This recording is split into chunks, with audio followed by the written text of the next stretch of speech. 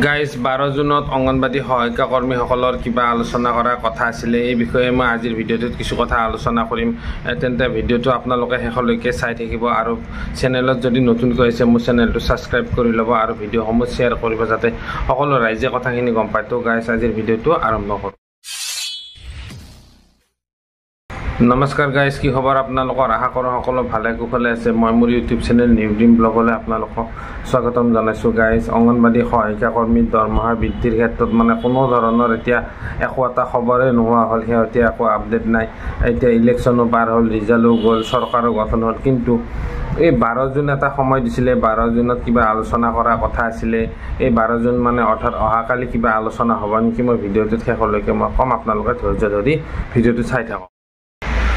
Guys, আপোনালোকে গমে পাইছে কিজানি শিক্ষকসকলৰ অনলাইন এটেন্ডেন্স শিক্ষা ক্ষেত্ৰত দিয়াক লৈ মানে হৈছৰ সৃষ্টি হৈছে। শিক্ষকসকলৰ মাজত এখন নটিফিকেশ্যন চৰকাৰৰ ফালৰ পৰা প্ৰকাশ কৰা হৈছে যে ৰাতিপুৱা আৰু অহা যোৱা দুটা টাইম মানে অনলাইন এপত দিব লাগে। এতিয়া মানে শিক্ষকসকলৰ মাজত হৈছৰ সৃষ্টি হৈছে আৰু শিক্ষক সন্মিলনীৰ সভাপতি ৰাতুল গোস্বামী আৰু শিক্ষকসকলৰ মাজত হোৱা বৈঠকত মানে আলোচনা কৰিছে যে এই শিক্ষকসকলৰ বিভিন্ন সমস্যা আছে। এই সমস্যাসমূহ সমাধান নকৰাকৈ তেওঁলোকে মানে এই এৰাইভেল ডিপাৰ্চাৰ এনেকুৱা ধৰণৰ এই এপ বনাইছে আৰু এই এপত বহুত ধৰণৰ প্ৰব্লেম আছে। এপটো মানে একোটাকৈ স্কুলত মানে টেবলেট মোবাইল যোগান ধৰা হৈছিলে। টেবলেটত মানে এটেণ্ডেঞ্চ দিলে মানে বহুতখিনি সময় লয় আৰু কিছুমান ক্ষেত্ৰত দেখা যায় এই টেবলেটটোৱে কাম নকৰে, এনেকুৱা ধৰণৰ। আৰু লগতে দূৰণিবতীয়া শিক্ষকৰ বহুত সমস্যা আছে। নদী পাৰ হ'ব লাগে, কিবা কৰিব লাগে আৰু মানে এনেকুৱা ধৰণৰ সমস্যাবিলাক সমাধান নকৰাকৈ এইবিলাক মানে এটেণ্ডেঞ্চ দিয়াৰ ক্ষেত্ৰত নটিফিকেশ্যন এখন ষ্ট্ৰিক্টলি মানে প্ৰকাশ কৰিছে। কৰাৰ ক্ষেত্ৰত মানে এই সন্মিলনীয়ে বিৰোধিতা প্ৰকাশ কৰি ইতিমধ্যে মানে তেওঁলোকে দৰকাৰ হ'লে হাইকোৰ্টৰ সহায় ল'ব বিচাৰিছে।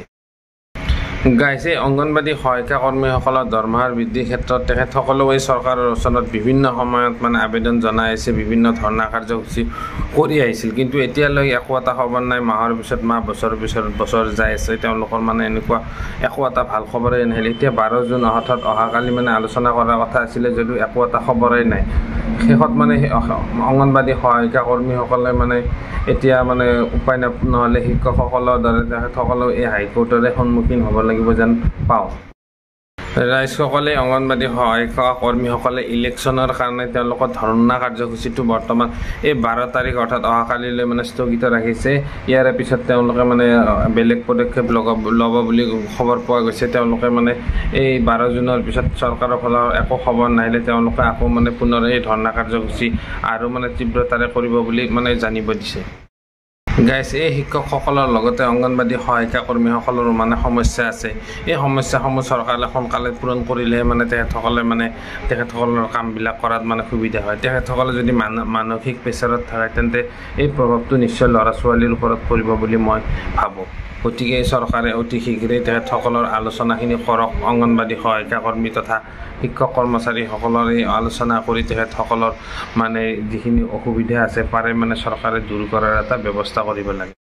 গতিকে ভিডিঅ'টো আছিল মোৰ ইমানেই। এই অঙ্গনবাদী সহায়িকা কৰ্মীসকলে এই 12 জুনলৈ তেখেতসকলে চাই আছিলে মানে তেখেতসকলৰ কিবা ভাল মানে খবৰ আহে নেকি? এতিয়ালৈকে যিহেতু নাহিল, এই অঙ্গনবাদী কৰ্মী সহায়িকাসকলে পুনৰ মানে এই ধৰ্ণা কাৰ্যসূচীৰ ক্ষেত্ৰত বেলেগ পদক্ষেপ ল'ব বুলি মানে খবৰ পোৱা গৈছে।